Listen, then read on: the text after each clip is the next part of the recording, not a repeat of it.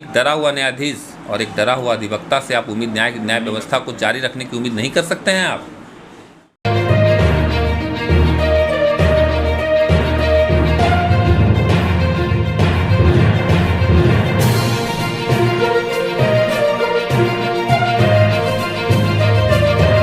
नमस्कार, द मिर्ची न्यूज़.com से मैं मनोवर आपका स्वागत करता हूं।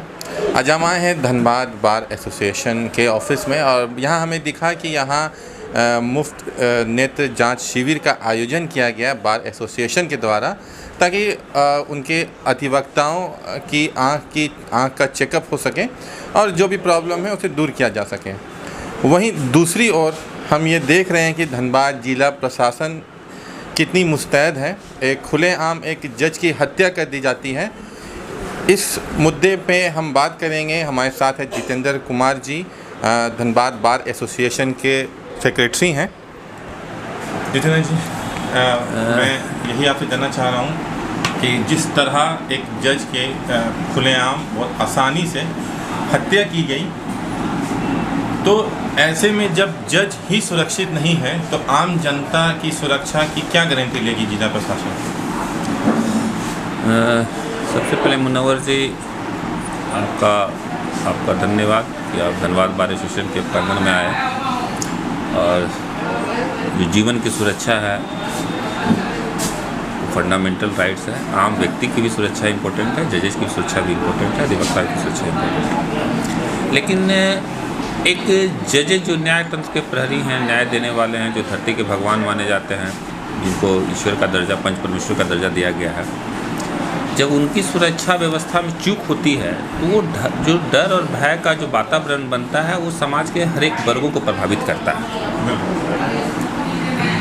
धनबाद बार एसोसिएशन इस घटना की कड़ी निंदा करता है और हम सभी अधिवक्ता समुदाय धनबाद बार एसोसिएशन के मर्माहत भी हैं। कल हम लोगों ने शोकग्रस्त अवस्था में काम नहीं करने का निर्णय लिया था। लेकिन एक बात होती है, सो मस्ट गो ऑन। हम लोग की सोसाइटी के प्रति भी हम लोग की अपनी जिम्मेदारी है। तो आज हम लोग, जैसे आप लोग जानते होंगे कि वर्चुअल मोड में काम चला, तो आज के अधिवक्ता काम कर रहे हैं। लेकिन इस घटना की पल पल खबर हम लोग मॉनिटरिंग कर रहे हैं।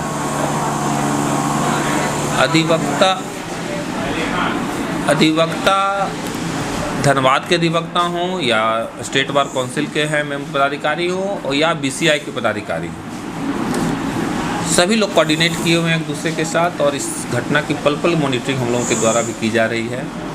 और हम लोग प्रशासन से मांग करते हैं कि उच्च स्तरीय जांच के द्वारा जल्द से जल्द इसमें शामिल छोटे से बड़े सभी लोगों को, अपराधियों को पकड़ा जाए और जल्द से जल्द उनकी सज़ा सुनिश्चित करने का काम किया जाए। धनबाद बार एसोसिएशन के अधिवक्ता जिला प्रशासन के साथ है, न्यायिक पदाधिकारियों के साथ है। लेकिन अब रही सुरक्षा की चूक की बात। सबसे बड़ी बात ये होती है कि जिस शैली में इस हत्या को कारित किया गया, तो अपराधियों का मनोबल किस रूप में बढ़ा हुआ है, ये एक विचारणीय प्रश्न है। सबसे बड़ी बात कि जो एक व्यक्ति जिसकी हत्या हुई है वो धनबाद में पदस्थापित एक वरीय न्यायाधीश हैं। हत्या की जो जगह चुनी गई है वो धनबाद के प्रशासन का जो सबसे उच्च स्तरीय जो प्रशासन है, उच्च वर्गीय प्रशासन है, सभी लोगों का आवासीय कार्यालय हो, आवास हो या कार्यालय हो, सभी लोग उसी एरिया में आता है। और ये चिंतनीय विषय है। ये सिर्फ एक न्यायाधीश की हत्या की बात नहीं है। इसको समझना होगा कि अपराधियों का मनोबल किस रूप में बढ़ा हुआ है कि जब विजुअल देखते हैं तो मैंने बड़ा शॉकिंग और बड़ा विचित्र लगती है। क्या मनोस्थिति था और क्या प्रशासन से डर था अपराधियों में। बड़ा इजी कैजुअल वे में वो आता है, डैश करता है या मारता है। उसमें वो तो CCTV एक फ्रंट का है, सेकंड फ्रंट का नहीं। इन्वेस्टिगेशन की सब्जेक्ट मैटर इन लोग कहाँ से कलेक्ट कर रहे हैं, फिलहाल जो हम लोग के पब्लिक डोमेन में है उसके बारे में बात कर रहा हूँ। तो लगता तो जरूर है कि CCTV जो भी इंस्टॉल किए हुए हैं, बहुत सारे CCTV इन लोग के काम नहीं कर रहे हैं। फॉर्चुनेटली एक CCTV काम कर रहा होगा जिससे एक विजुअल्स हम लोगों को प्राप्त हुआ है। यदि जिधर आप जिस रोड में गुजरिए तो CCTV आपको दिख जाएगा। लेकिन हमें तो लगता है कि सभी CCTV सिर्फ दिखते हैं, कार्यरत नहीं है। यदि कार्यरत रहते तो इसकी विजुअल्स बहुत स्पष्ट पता चल जाती, इतना समय नहीं लगता। और CCTV जो विजुअल्स है तो इसकी डेट मीन्स कि इसका जो पुलिस कंट्रोल रूम है उसका मॉनिटरिंग नहीं हो रही है। पॉस एरिया में आप सीसीटीवी लगा दिए हैं और आपकी मॉनिटरिंग सिस्टम नहीं है कि घटना हो जाती है, एक न्यायाधीश मर जाते हैं और हमको लगता है कि 2 बजे के बाद इस विजुअल्स इन लोगों का डिटेक्ट होता है। तो कंट्रोल रूम से जो कनेक्शन होना चाहिए जो प्रशासन का सीसीटीवीज़ का, इसका मतलब है कि आपका कंट्रोल में कनेक्शन नहीं था, कोऑर्डिनेशन नहीं है आपका। तो ये चिंतनीय प्रश्न तो है। और मैंने जैसा कहा कि ये सिर्फ एक व्यक्ति विशेष की हत्या नहीं है, ये भारतीय न्याय व्यवस्था पर प्रहार किया गया है मुनव्वर जी। ये एक डेमोक्रेटिक सेटअप पर प्रहार किया गया है। मैं बताता हूँ कि एक डरा हुआ न्यायाधीश और एक डरा हुआ अधिवक्ता से आप न्याय व्यवस्था को जारी रखने की उम्मीद नहीं कर सकते हैं आप। आज अधिवक्ता पर तो बहुत हमला हो रहा था, आए दिन आप लोग देखते होंगे कि अधिवक्ताओं की हत्या हो रही है।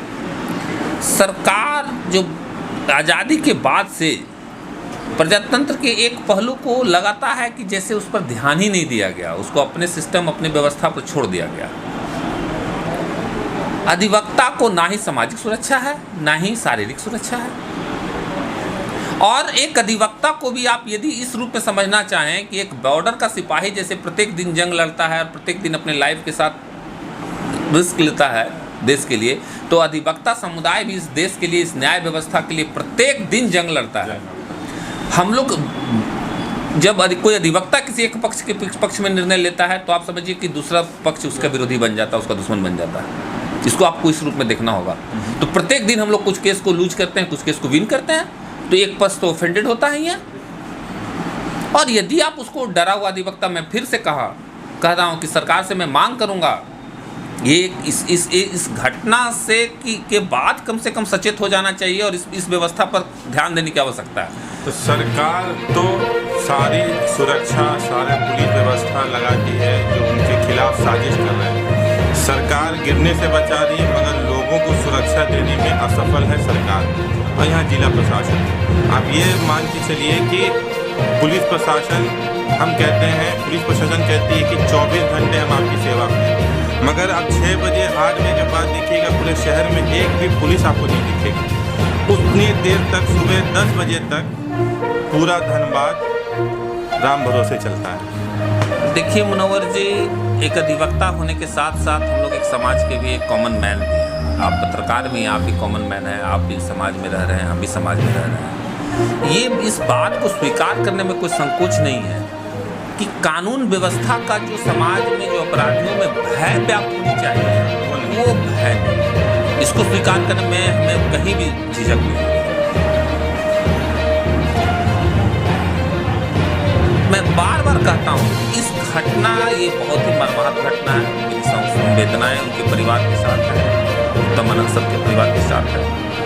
मैं क्या बोलूँ मैं आपको कि आज के भी दिन में धनबाद बाल के अधिवक्ता से कोई काम करने की स्थिति में नहीं है। वो उस मनस्थिति में नहीं है कि वो न्यायिक व्यवस्था में अपना फ्री माइंड होकर करके जो मैं बताता हूँ कि अपना 100% दे, इस मनस्थिति में हम लोग नहीं हैं। आज आई कैंप हम लोगों ने आज लगाया है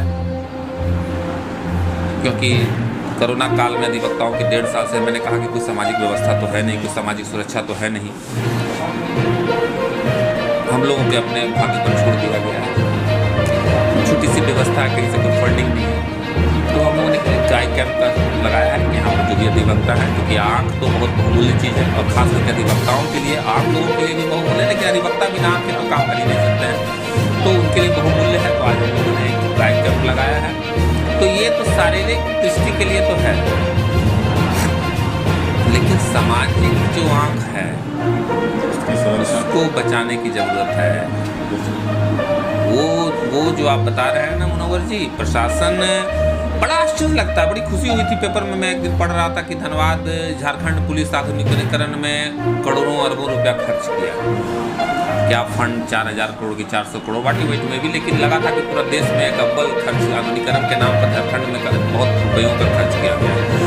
लेकिन जब रोड पर और जब देखते हैं हम लोग धरातल पर, धरती पर देखते हैं, तो वो व्यवस्था, तो वो अधिकरण के नाम पर जो पैसा का खर्चा दिखाया गया वो हम और आप तो देख ही रहे हैं। ऐसा कोई सुरक्षा नहीं है, कोई डर नहीं है, भगवान भरोसे। जब मैं स्पष्ट बता देना चाहता हूँ, बीइंग एडवोकेट में बता देता हूँ, आदमी सुरक्षित तभी तक है जब तक उसका कोई दुश्मन उसका जान का दुश्मन नहीं बनेगा। पुलिस प्रशासन का भय बोल कर करके, कानून व्यवस्था का भी भय बोल कर करके अपराधियों में नहीं रह गया। ये मुझे स्वीकार करने में कोई संकोच नहीं। तो अभी हमारी बात हुई जितेंद्र कुमार जी से, उन्होंने बहुत अहम बात बताई और सबसे अहम बात उन्होंने ये बताया कि कल की घटना के बाद अधिवक्ताओं में और न्यायाधीशों में एक डर का माहौल है, और अगर एक डरा हुआ न्यायाधीश और डरा हुआ अधिवक्ता से आप न्याय की उम्मीद नहीं कर सकते।